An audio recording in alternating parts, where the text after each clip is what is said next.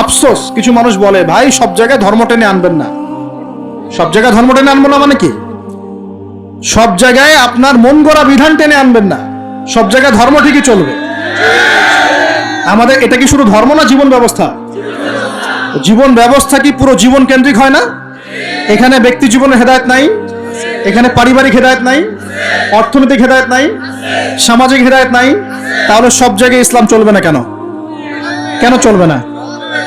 এটাই হলো আমাদের এখনকার বিশ্বের চ্যালেঞ্জ। এই জায়গায় সবাইকে আবার পরিপূর্ণ মুসলিম হওয়ার তৌফিক আল্লাহ পাক দান করুন বলি। আরেকটা এক্সাম্পল দিব। হ্যাঁ, সন্তানকে কুরবানি করতে বলেছেন আল্লাহ পাক, মনে আছে? ইব্রাহিম আলাইহিস সালামকে বলেছিলেন কেন এই ছোট্ট বাচ্চাটাকে হত্যা করব, জবাই করব? আল্লাহ পাকের হুকুম এসেছে, চোখ বন্ধ করে পালন করতে গিয়েছে। আল্লাহ পাক তো চান নাই যে সন্তানকে হত্যা করা হোক।